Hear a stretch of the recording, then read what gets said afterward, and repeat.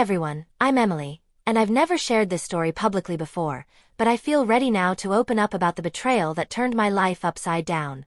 This is my journey of heartbreak, revenge, and finding my strength again. I hope it resonates with some of you who've faced family drama too. I'm 22, and I always believed my family was my rock, the ones who'd catch me no matter how hard I fell, a safe haven I could always rely on, a bond one thought was unbreakable. We lived in a big house inherited from my grandma, a place I made cozy with light blue walls and flower vases that brightened every corner, filling me with a sense of belonging I cherished deeply, a sanctuary where I'd spend hours dreaming of my future.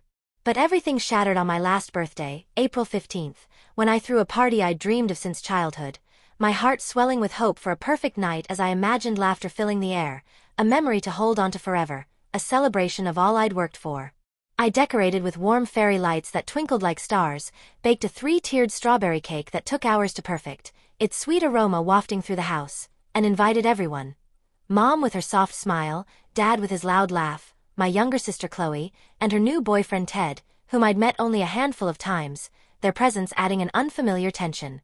The party started perfectly. I felt on top of the world in my lavender dress, my laughter echoing through the house, my friends' compliments making me glow with pride.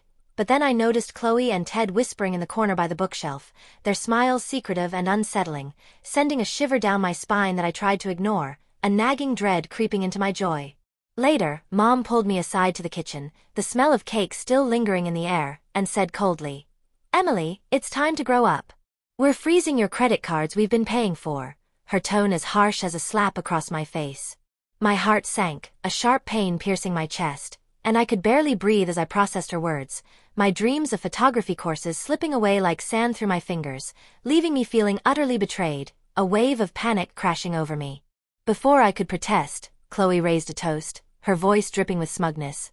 "Thanks for the party, Emily, but Ted and I are taking the main bedroom, it suits us better." The room fell silent, tears burned my eyes, a raw ache spreading through me.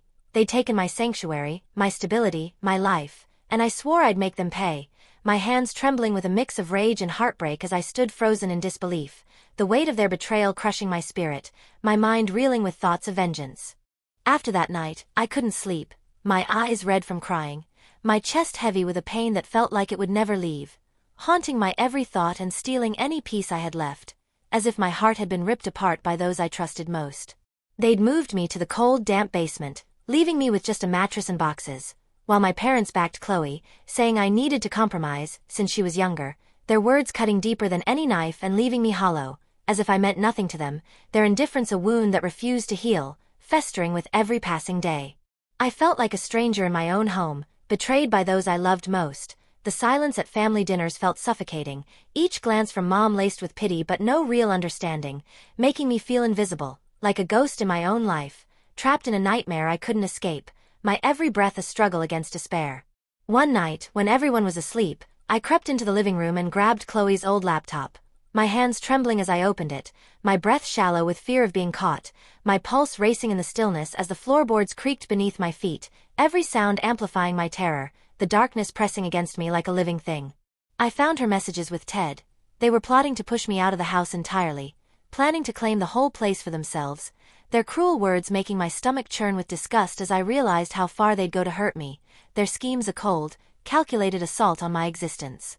I recorded it all on my phone, a mix of fear and triumph surging through me, my heart racing as I imagined their faces when they'd be exposed, a flicker of hope igniting amid my anger, giving me a reason to keep going despite the darkness closing in, a faint light in the abyss of my misery. This was my chance to take back what was mine. Though I didn't yet know how far it would go or how much it would cost me, the weight of my decision pressing down like a storm cloud as I wiped away silent tears, my resolve hardening with every passing second, a desperate vow forming in my mind to reclaim my dignity at any cost, my fists clenching with a newfound fury. The next day, I sent the screenshots to my parents, hoping they'd see the truth and stand by me, my fingers hovering over the send button as my heart pounded with desperate hope, a fragile prayer in my mind that they'd finally understand my pain and end this nightmare. But Mom called in tears, screaming, "How could you, Emily? You've ruined their plans." Her voice breaking my heart all over again, each sob a dagger to my soul, making me question if I'd ever been truly loved by her, or if I was just a pawn in their game. Dad stayed silent, his disappointment clear in the heavy sigh I heard through the phone, and I felt loneliness grip me like a cold hand, suffocating me with its icy grasp, as if I'd been erased from their lives, a daughter they no longer wanted, abandoned in my darkest hour. That evening, Chloe and Ted stormed into my basement room, Chloe's face red with rage as she yelled, "You're a spy!" While Ted's icy stare made my stomach churn, his voice low and threatening, filling the air with dread that made my knees weak, his words echoing like a death knell. They declared I was no longer family and kicked me out. I sobbed all night, feeling utterly alone, the darkness of the basement mirroring my despair, my tears soaking the thin pillow beneath me as I clutched it for comfort, my body shaking with every sob, the walls closing in around me. Their rumors about my craziness soon spread, costing me my friends, and I felt my world crumble even further, each rejection a dagger to my already broken heart, pushing me to the edge of despair, the sting of isolation burning deep, as if I'd lost everything I'd ever known. But deep down, I knew I'd done the right thing, fueling my resolve to keep fighting, even as the weight of their betrayal threatened to crush me completely, igniting a fierce determination within me to rise above their cruelty, a spark of defiance refusing to be extinguished. I decided to fight back, teaming up with my friend, a lawyer, to sue Chloe and Ted for my share of the house, determined to reclaim what was rightfully mine, a fire of defiance burning in my chest as I refused to let them win, vowing to turn my pain into power with every ounce of strength I had left. The trial was grueling.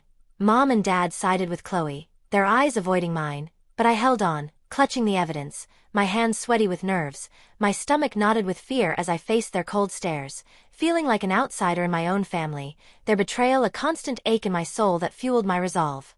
The judge ruled in my favor, returning my room and rights to the house, a wave of relief washing over me as I heard the verdict, my shoulders finally relaxing after months of tension, a bittersweet victory warming my soul as I fought back tears of joy, the courtroom erupting in a tense silence that felt like the world holding its breath.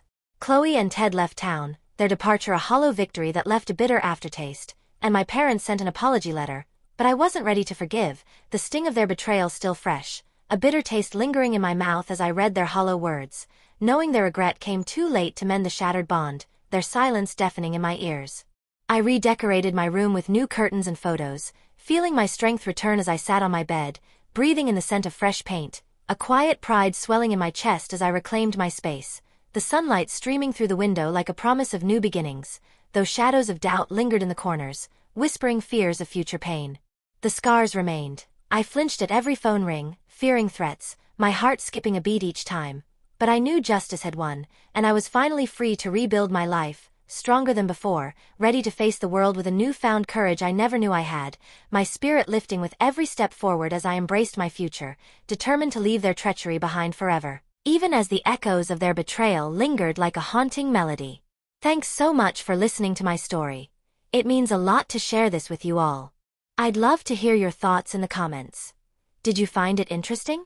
If you enjoyed it, please like and subscribe for more real-life stories. I'd really appreciate your support.